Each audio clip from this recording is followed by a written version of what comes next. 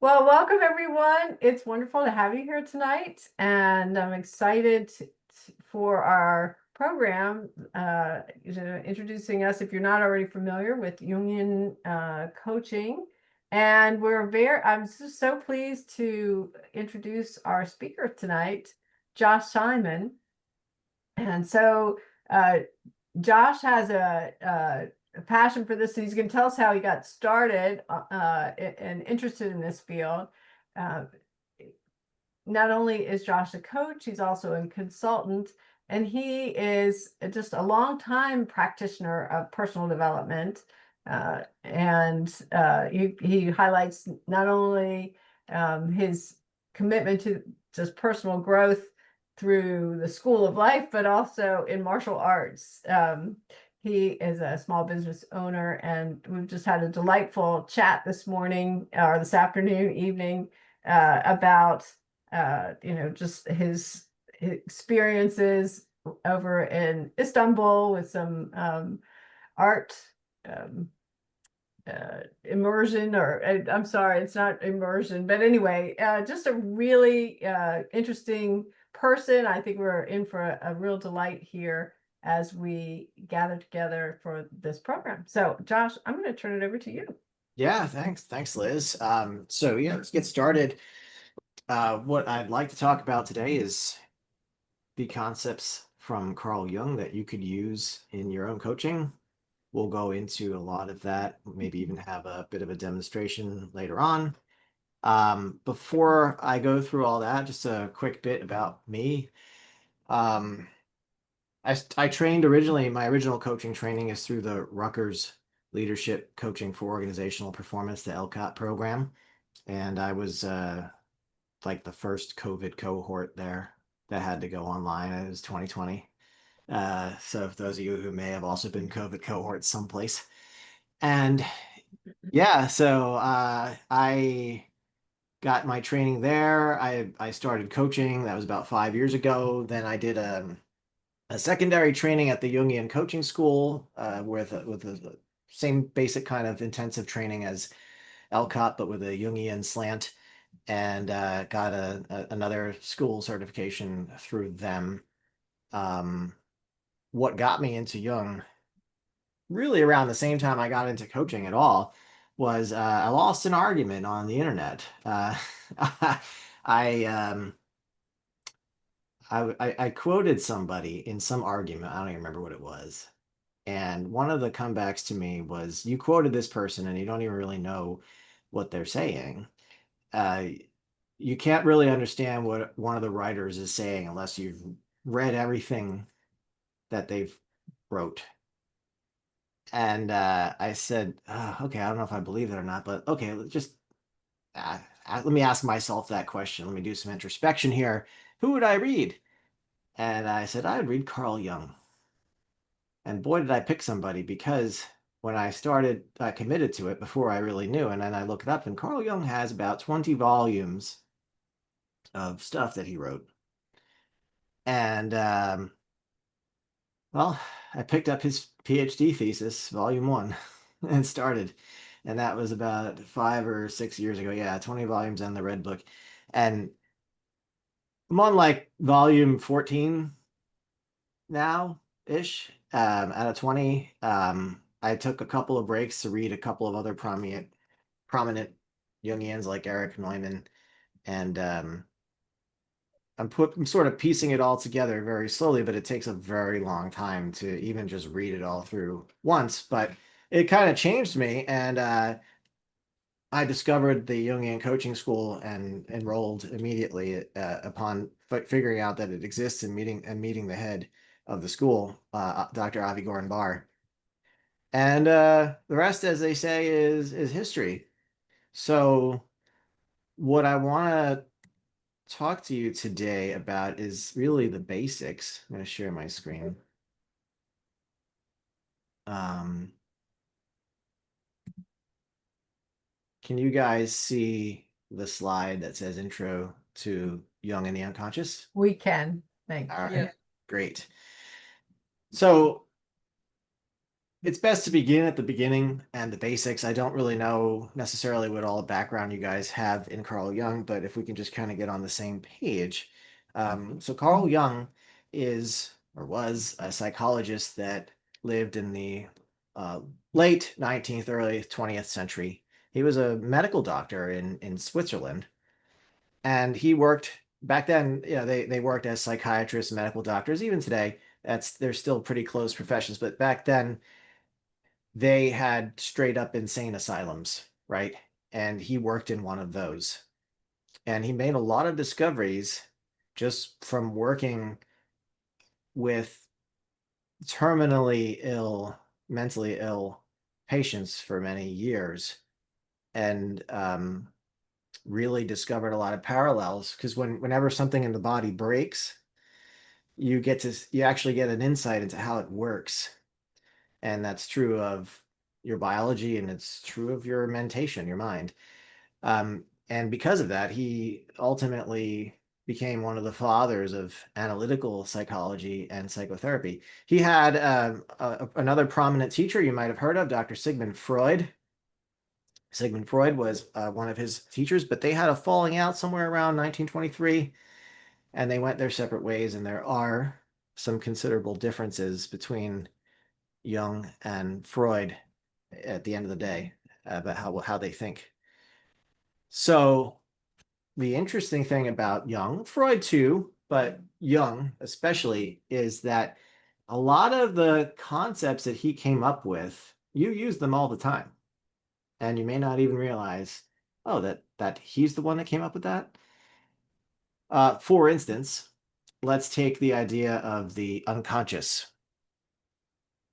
People talk all the time. It's like, oh, I don't know why I did that. I unconsciously did that, or I unconsciously slipped and said something that I didn't want to. It was like a Freudian slip. It still has the name with Freud in it, right?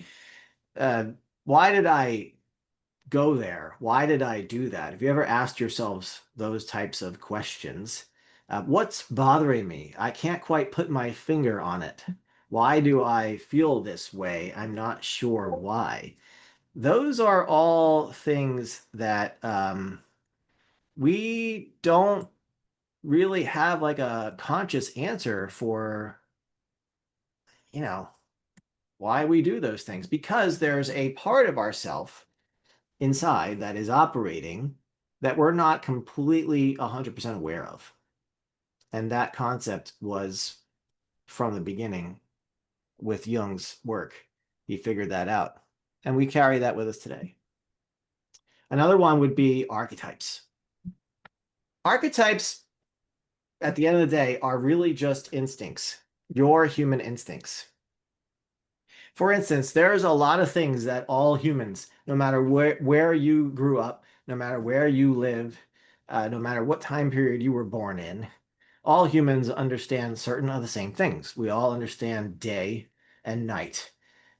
We all understand hot and cold. Water flows downhill.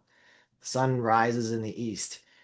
We all understand the concept of mother, father, sister, brother, daughter, sibling, child. You may not have even necessarily had a mother or a father necessarily, but you still know what one is. Like no one had to explain that to you ever, because these are all inherently things that we know, that we're born knowing. And those instincts give rise to images in our psyche that are colored by our culture and our time period and our country and where we live. And those images give rise to ideas that we can voice and act on.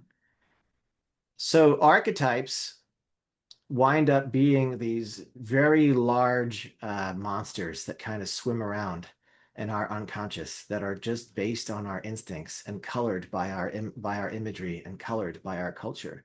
If you think of the unconscious as a infinitely deep ocean that's very dark, the deeper you go, and you don't know what's down there, the leviathans that are down there are the archetypes swimming around. They themselves are also pretty darn big. Complexes, another concept. Did you ever I don't know, when I was a kid, I heard this all the time, maybe not so much anymore, but did your parent ever say to you, "Oh, don't say that to him, you're gonna give them a complex." Did you ever hear that phrase, right? um, what is that? A complex, in the terms I'm talking about now, is when one or more archetypes are interacting. They're interacting together. So you might have an archetype sort of like a mother archetype interacting with sort of like a child archetype, and there's certain ideas and thoughts behind that, and they interact and they kind of ruminate down below the surface of your thoughts. So you don't really remain conscious of it, but it's still kind of happening down there. And when you least expect it, it pops up and you act on it. And you're like, oh my God, what the heck did I just do? Why did I do that? Those could be triggers by complexes, things that can come up, interactions between archetypes. Synchronicity is another thing that Jung came up with that you maybe have heard other words like serendipity or coincidence or something like that. My my father passed away in April, and my brother and I were outside in my backyard the other day, and a uh, a hawk flew overhead, and my brother pointed at the hawk and goes, "Oh, look, it's dead."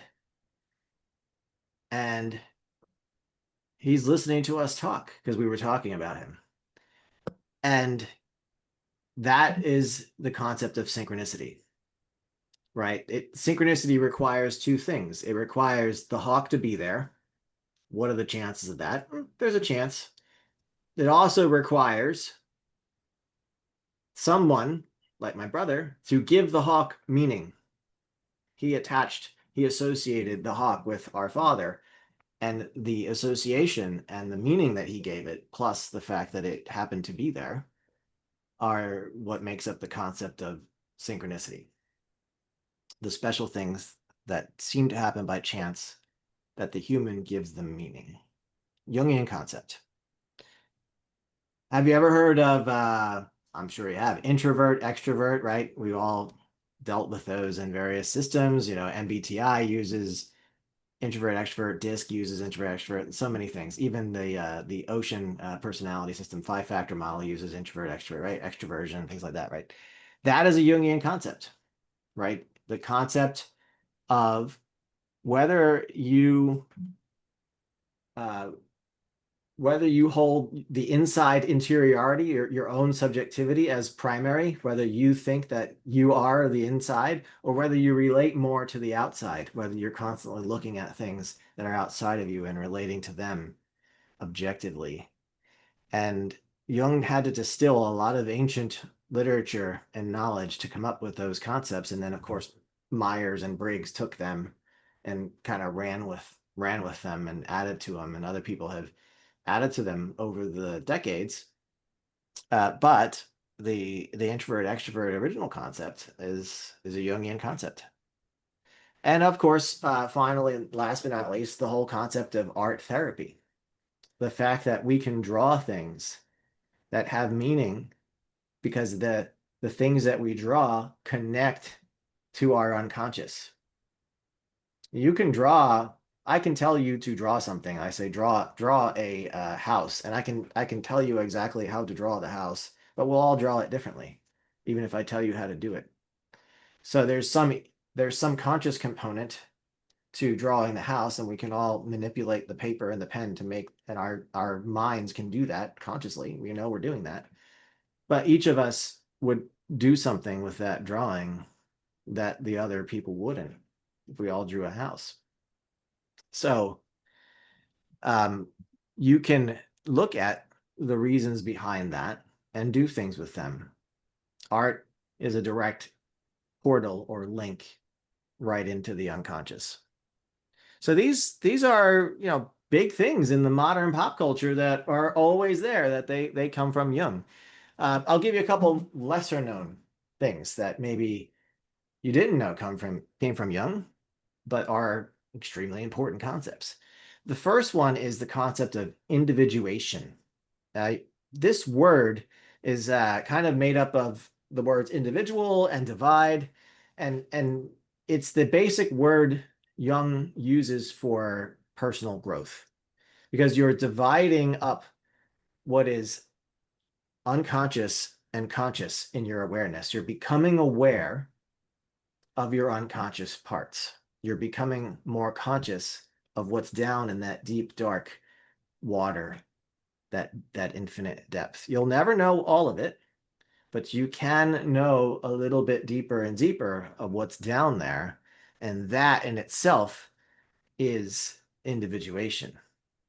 The trouble, another Jungian quote is the trouble with the unconscious is that it's not conscious, right? So you'll never get the whole thing. But he also says, until you make the unconscious conscious, it will direct your life and you will call it fate. So when you don't study what's down in those deep, dark depths, they will direct your life and you'll throw up your hands and go, that wasn't me, or that wasn't my fault. Someone else did that to me. Mm-mm. No, they did not. So there's a reason why we do what we do. It's for individuation. It's to become more aware, more self-aware, more aware of more parts of ourself. So you're making these unconscious parts conscious, but you're also learning to fluidly communicate between the two. A lot of people cannot have their conscious self talk to their unconscious self, and that's what the big thing about Jungian coaching is that a Jungian coach can put you in touch with your unconscious pieces and have you talk to them and communicate between the two. Individuation is about blurring the line, blurring that water line. Below the surface of the water is unconscious and above it is conscious. The light shines above the water.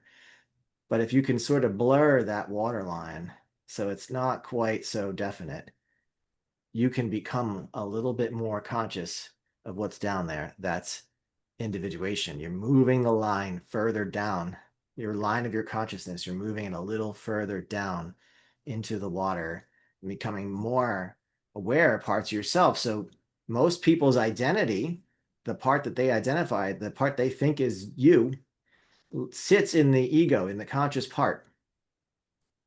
And the object of individuation is to move that identity line down a little further and a little further so you realize, oh, I'm not this ego only. I am a few different things. I am an ego with a vast unconscious that I'm somewhat, maybe a little tiny, tiny bit aware of, which means I'm not just an ego. I'm something a little bit bigger than that, a little bit more than that.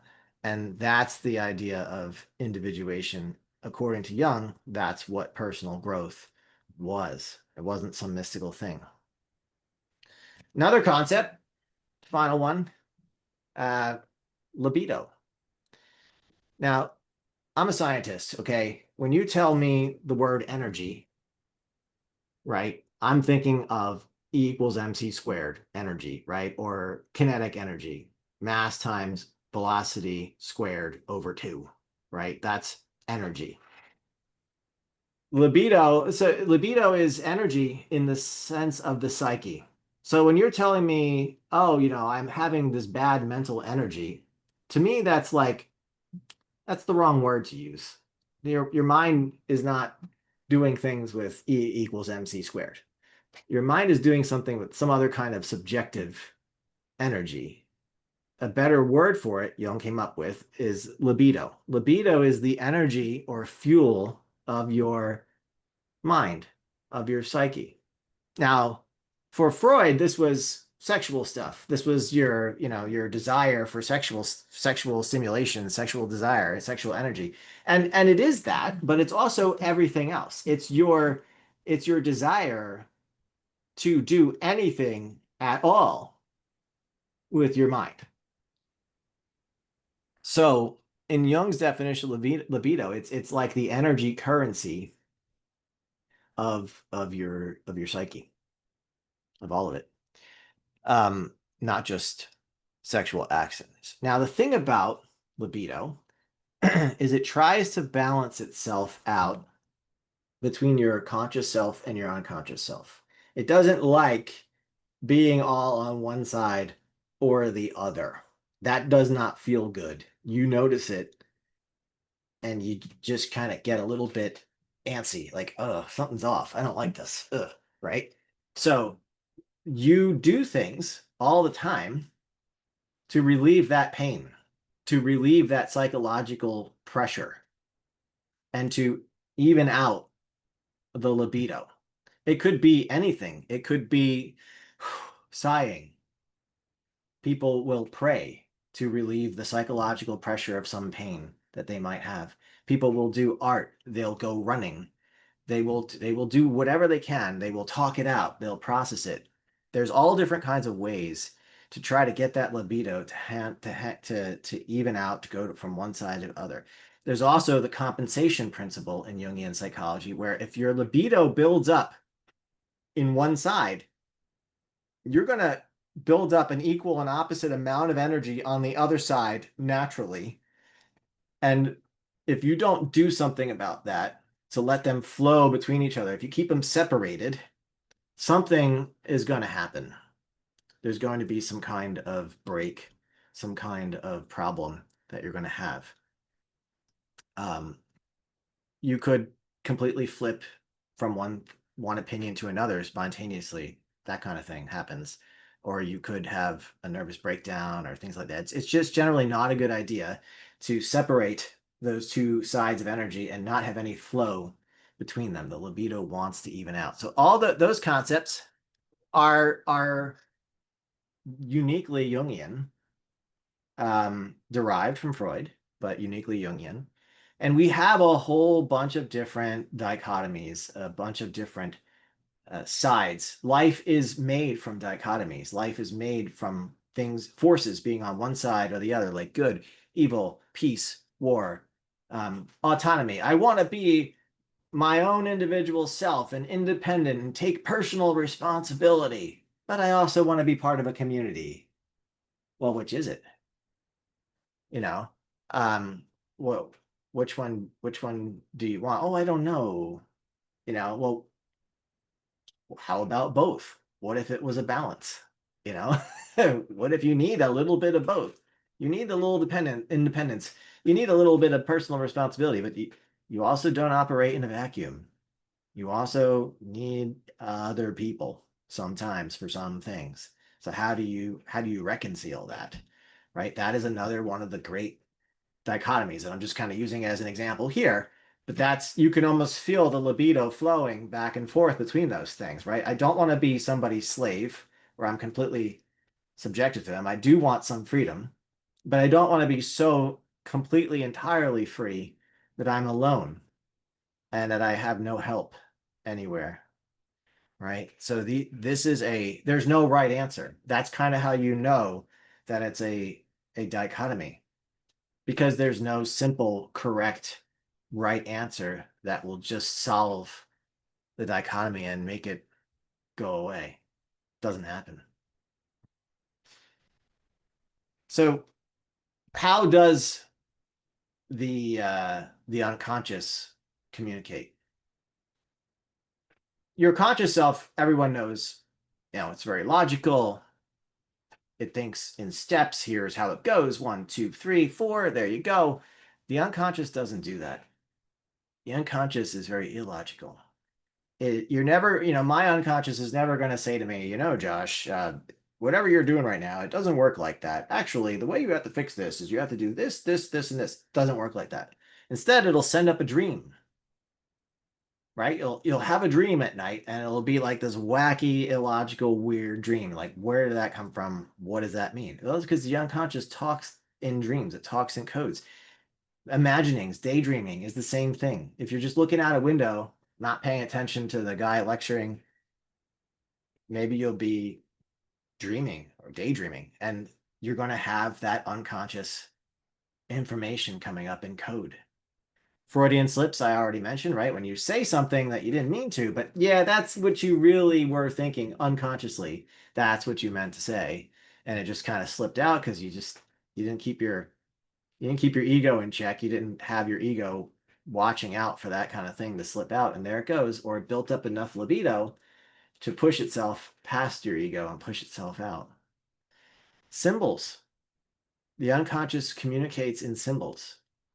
If the unconscious wants you to do something, it's not going to necessarily show you a movie of you doing that thing.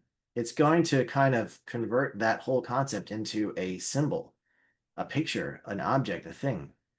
And then you'll have that flash in your mind, or you'll have a dream about that symbol, that thing. So we're going to do a little bit of that. I'm going to give you a chance to play with this. It's so the unconscious doesn't think in words. The unconscious thinks in symbols. It's symbolic thinking. So what is symbolic thinking? We're going to try it. All right. Take a second and just think about any dilemma you have right now or in the past that upset you, that there was some kind of emotional piece to that dilemma. I'll give you a second. When you got it, just hold that problem in your head for a few moments. Just feel it. Feel the emotional disturbance that it caused you. Feel the way your body felt when you were encountering that dilemma. Don't get lost in the story. And now here's what I want you to do. I want you to just conjure up a picture in your mind. Whatever picture comes first, no matter how stupid, how silly, how weird, how awkward, boom, just get a picture. And take a few deep breaths and relax and focus on that picture.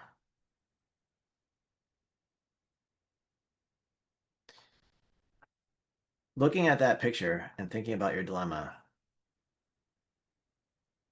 ask yourself, how is this picture relevant or insightful to my dilemma?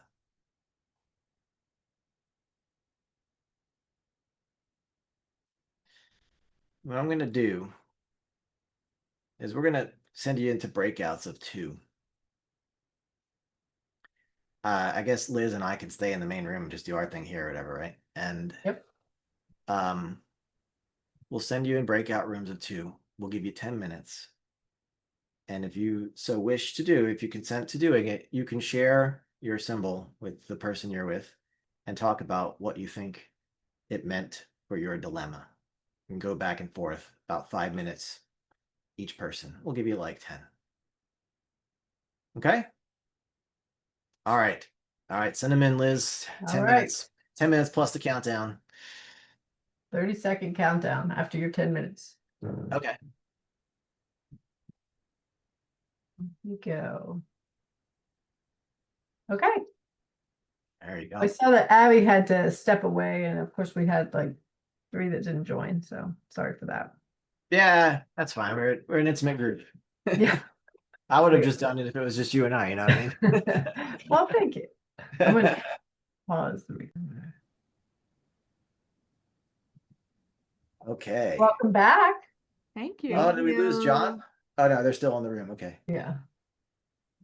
John was kind of in and out of ours. He was in and then he was out and then he was in. And Well, there was a weird function happening on the room assignment side, and poor John and Linda were, well, everybody ultimately got impacted by that as John had to go to room 1, then to get to room 2, and then he was out 2 and back to room 1. And so It was my fault. I'm sorry, Liz. I think I it don't was think it me. was. It was my lack of technology, hitting the right button. I'm pretty sure it wasn't your fault. I think there was some I'm gonna take ownership on this. So let me start by saying that the images you got, the dilemmas, they are yours. We are in a small intimate group. But if you can say no if you do not want to share what you saw or what you thought the significance of it was. But I will open up time here for anyone who does want to share what they saw and what it meant and what they thought of it. Anybody have something that they would like to give to the group? I can go because I think it was very weird. I had very weird. I had a problem with the person that I wasn't happy about the way she was treating me. And the symbol was a soccer ball, not a football, a soccer ball, because I am from Argentina and soccer is very important. But then when I said a soccer ball, what do I do with this? How do I connect these two? I thought about bouncing. This is bouncing. So it might bounce. The problem, the treatment might bounce back. So that was my interpretation, my Jungian interpretation. Yeah. And what insights did that give you for your problem bouncing back? Yeah, to relax, let it flow. Yeah. Yeah, don't pursue that. Forget it. It will bounce somehow. Yeah, it gave me relief. It felt like there was like a release of a small amount of energy. Yeah. And Yeah. Ortelia and I were together, and I talked about how sometimes I'm perceived or people perceive me, but the point was I looked up and I saw the lamp in my office. And so Mhm. that gave the idea of light and seeing things not just with the illuminating light, but seeing things lighter and realizing that there is a different way to look and let the sun shine in as much as you can in all kinds of situations. So, And how is that relevant to your dilemma? well, because I think we see things, or I guess I should speak for myself, see things darker than lighter. I think we all go to the negative rather than to the positive. So I think that was kind of a warning. Look at things lighter, see the light of something rather than the darkness that it might think of.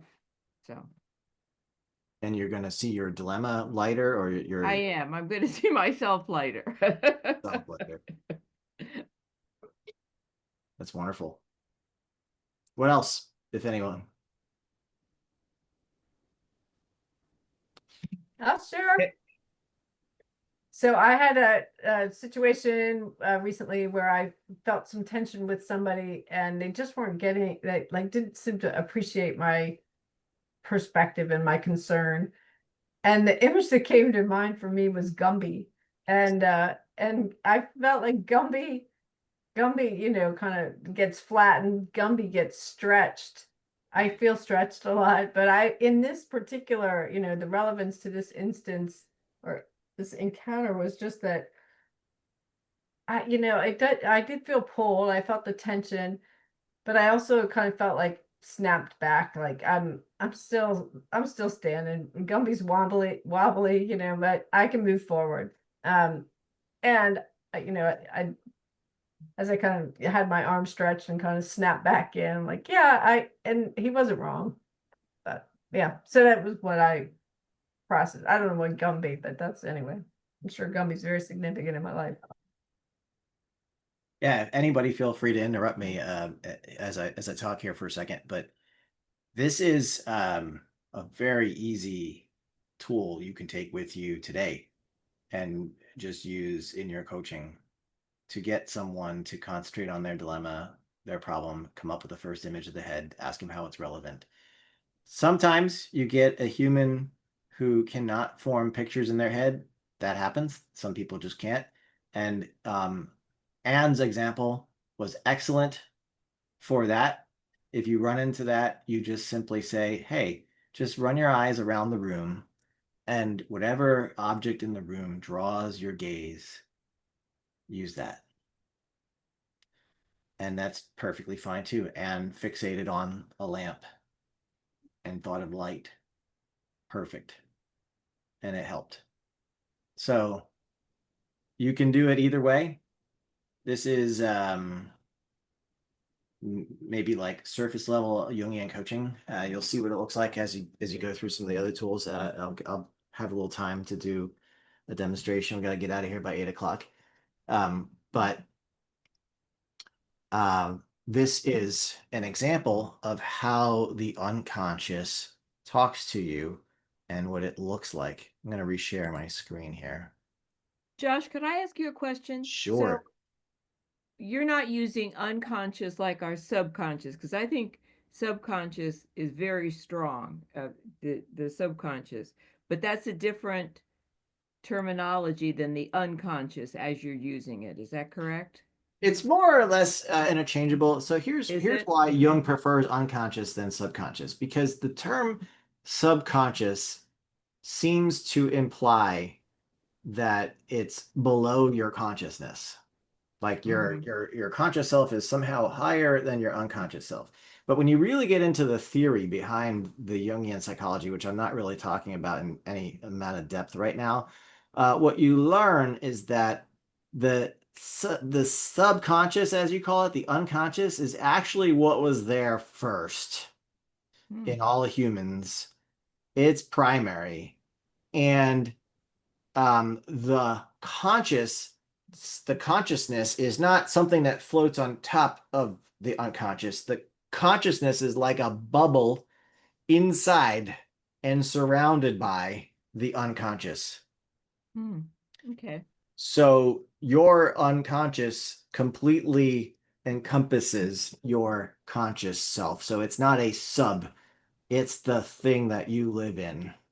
Okay. It's All all right. around Thank you, you. above and Okay. below. So then I think our unconscious is very strong, using that Huge. word. Yeah. Yeah. The unconscious and conscious together. I mean, Jung never really. Well, I mean, my interpretation of Jung was that he was essentially an atheist. Okay, but he was raised Christian, and he was able. He always said that he does not make any claims about religiosity or whatever is objectively out there. But what he says he does do is he talks about psychology. And what he will say about psychology is that the unconscious and the conscious together make up something called the self archetype. And the self archetype is basically God. It can make you do whatever it wants, and it does. People kill themselves, right? All the time. People do good things all the time. People do bad things all the time because that sum total of the self telling you to do something can be very powerful and make you do something. So, what we used to say in ancient times was, oh, this god or that god made me do it, or this god or that god, or this demon influenced me. There were demons in me. But the demons, according to Jung, are really just archetypes. They are archetypes, and every archetype has a good side and a bad side to it. They're all bipolar. Like the mother archetype, the mother will just as soon as the mother will nurture you and support you and love you, the mother will also suffocate you and destroy you and take you back into her as death. Ancient mother deities in mythology were not just fertility goddesses that gave birth to things, they were also death goddesses because after you live your life, you go back into her. Hmm. That's it.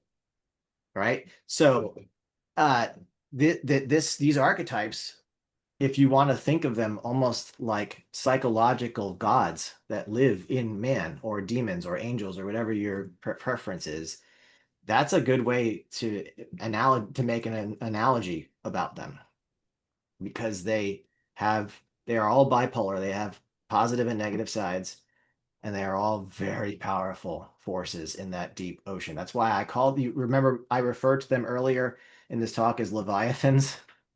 Mm-hmm. Yeah, because they are that strong. Okay. Thank you. So, conscious thought, I don't have to explain it to any of you, right? You all know it's rational, it's literal. You think in words. A lot of people think in words. Some people don't, but they still think thoughts, right? It's very sane, it's very linear, logical, controlled, somewhat controlled, and finite. The the unconscious thought is all of the opposites of those things, right? So it's irrational, it's crazy, it's symbolic, it's done with pictures and concepts. It's not linear. You could be in a dream, and in one moment in the dream, you're in your house, and in the next moment in your dream, you're at a concert, right? And you're riding a horse at a concert somehow, but the horse is really a car at the same time. Like it's not it's not sane. It's not linear. It's not logical. It's not controlled. It's infinite. Anything can happen in a dream. That's how the unconscious thinks. That's how the unconscious operates. So, um, one of the direct students of Jung was a guy named Erich Neumann. Erich Neumann was a German Jewish philosopher and physician. He was a good friend and a patient of Jung's. And Jung saved his life. Jung saved Neumann's life because back in the late 1920s, um, Jung could tell what was about to happen with Nazi Germany. He saw it coming, and in his writings, he wrote about all the stuff that looks like here's what's coming. This does not look good. If you read Jung's writings, it's very eerie about this time period. There's a whole book on it. That whole book he wrote about it. He told Erich Neumann in like 1934, get the hell out of Germany, go to the Palestinian area, the British Mandate of Palestine, and go live there. And he did. And he moved to Tel Aviv with his wife, and he stayed there the rest of his life, and he got to live because of that. Now, once in a while, he would return to Switzerland. He would study with Jung, but he also expanded Jung's ideas a lot. He wrote a couple of big books, The Origins of History of Consciousness and The Great Mother. I'm reading The Great Mother right now. I'm almost finished. And his big claim to fame was something called the ego-self axis. So the ego-self axis. Now, I want to correct a term here. I'm not going to correct. There's self has two definitions. Jung defined the self as the conscious plus the unconscious, all the archetypes, everything, your entire psyche, that is yourself, right?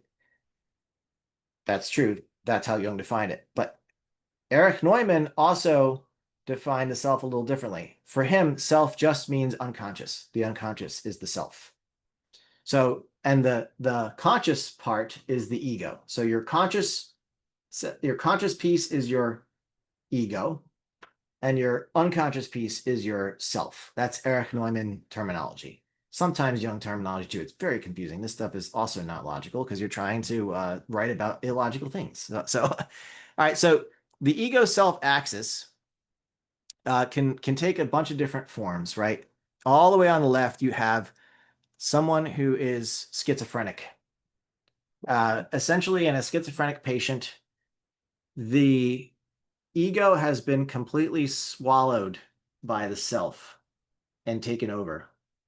And if you've ever been temporarily in a psychosis from, the influence of drugs or anything like that, you might know what this feels like. It's not fun. You have no ego really to speak of that's doing the talking. When someone's talking to you in this state, they are talking to a raw ball of unconscious self.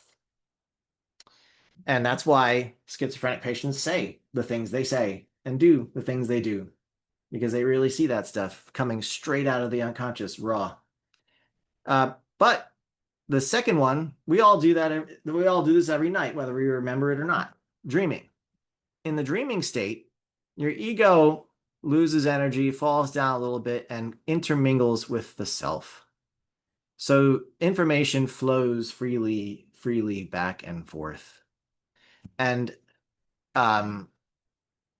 that's when you have dreams. They're kind of wacky, but maybe you could remember a little bit of them. And it's just stuff going back and forth between the unconscious and the conscious.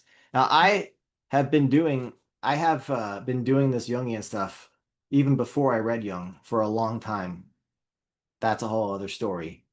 And once I started reading Jung, I got even, it got even funnier because what I tend to do is I interpret my dreams while I'm in them, dreaming them.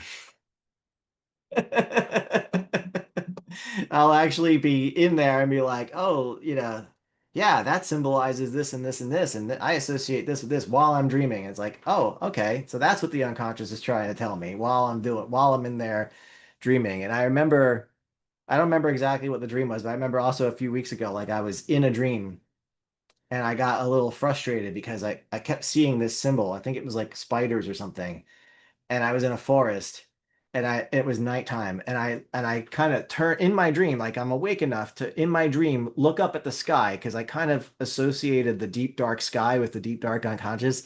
And I kind of yelled at the skies like, why do you keep sending me spiders? What the hell do these things mean? What is this? What is this symbol? The spider you keep saying, it's like the fourth time I've seen these spiders. What the heck is going on?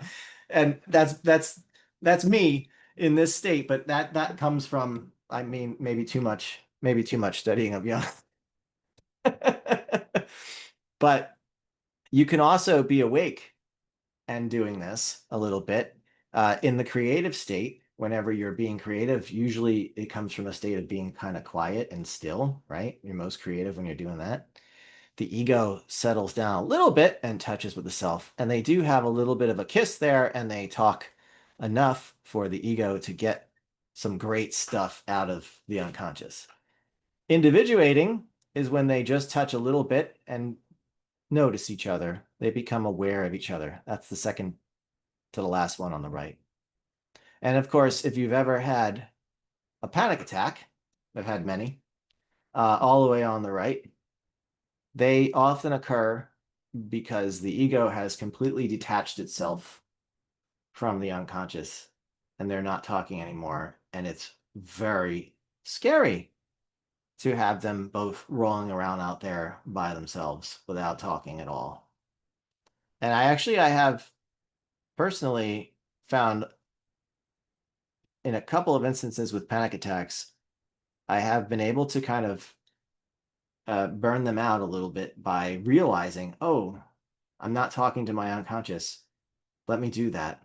And as soon as I make that link back to the unconscious, the panic attack starts to lessen because we're talking again. And I can say, hey, I'm really scared right now. And they say, oh, it's okay. And then they talk. So that's the ego self axis that Erich Neumann came up with. And it's a good analogy to kind of figure this stuff out. Now, in coaching, right? In coaching, we don't deal with the ones on the opposite ends, right? We don't deal with schizophrenics in coaching, and we don't deal with panic attacks really in coaching. In coaching, we deal more with the middle ones, the personal growth and practice. We don't really deal with dreaming because our patients our coachees are awake. So really kind of the creating and the individuating are really what we see in clients when we do coaching, because we're still doing coaching here, and this is not therapy, and we're not worrying about dreams. Notice when you guys told me your symbols, I did not interpret your symbol for you. As coaches, we do not interpret. There's a whole way to interpret dreams. There's a whole system. There's a whole way to interpret people's unconscious symbols. But as coaches, we don't do that. We don't learn how to do that. We don't impose our symbology on another person. It's always asking them what they associate their symbol with and what they get out of it. What was the insight that it brought you? That's it. So, and if you notice the questions I asked you about your symbols that you came up with today, those were the questions. I didn't tell you, oh, this means this and this and this. Nope, not going to do it. So this is a little bit of a diagram here, or a table that shows the similarities and the differences between what I would call standard coaching, which is everything else, and Jungian coaching, right? both of them rely on a goal.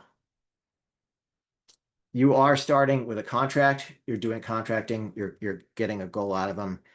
In regular coaching, the coach is asking powerful questions. We've all learned that. In Jungian coaching, you're putting the client in touch with their unconscious and they're dialoguing one side to the next. So you have like the client here and sitting in the chair, and then turn the chair around, and this is the unconscious piece that you're talking to. It's a little bit like Gestalt therapy. So the client is asking themselves the questions, not the coach. The coach is acting more like a referee between the two, more like a like my teacher says, like a flight attendant, right? Peanuts, soda, peanuts, soda. That's it. If you're working too hard, something's wrong. Jungian coaching is actually very easy on the coach because the client is doing almost everything. The other cool thing about when a client asks themselves a question is they can ask why. Like as a coach, I will never ask you a why question. I'll never do that. It's a little bit aggressive. It's not how we're taught to ask powerful questions. But a client can ask themselves a why question. If they do that, that's fine. Because it's just them asking themselves a question. And if they get mad at themselves, oh, all the more better. That's data. We can look at that. So these are the similarities and the differences. They do look a little different, but in the end, they also have tools for this, right? So Jungian coaching has tools just like standard coaching does, right? There's standard coaching, remember things like values coaching and perspectives and coaching for emotion. And you have like Timothy Galway's inner game and all different kinds of tools. Jungian coaching, we have tools too. We have the symbolic thinking, which is I just showed you.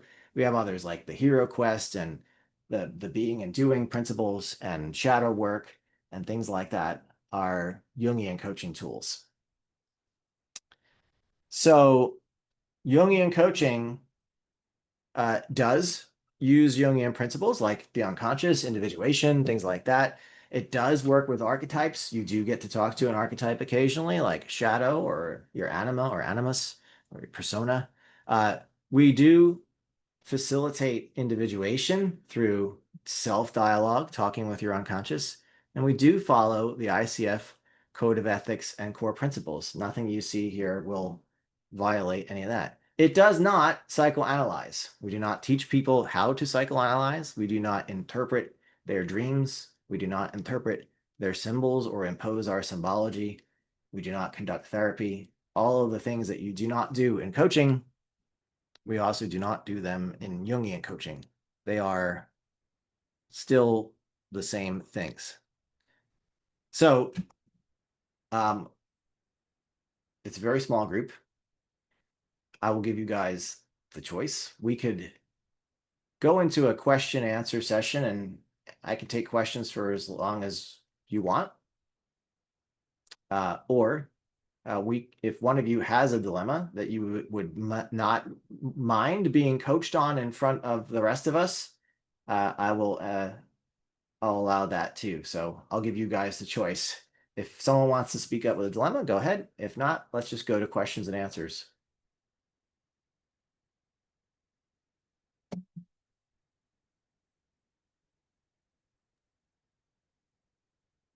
Anyone have a dilemma?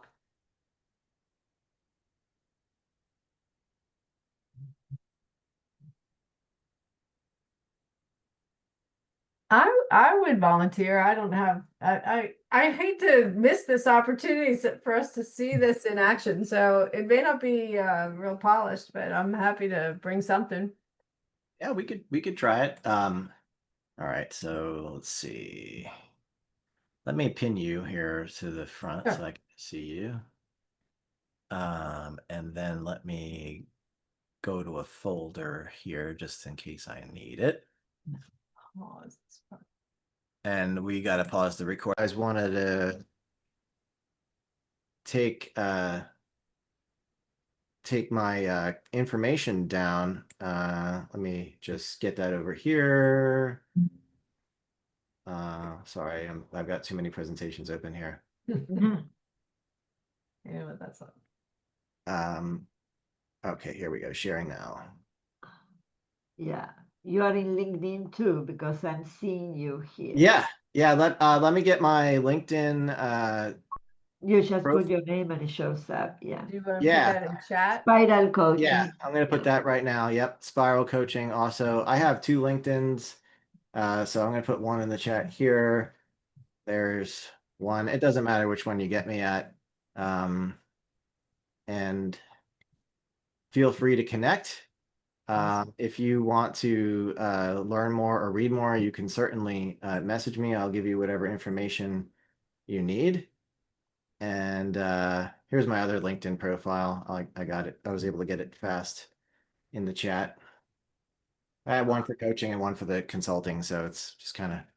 Also, the pictures that you use are very special. A little bit on the dark side, I would say. Okay. Yeah, I'm not a photographer or anything like that, but thank you. Thank you very much. Thank you, everybody. Yeah, I appreciate Liz. Thank you, Liz. I would like to give you a hug.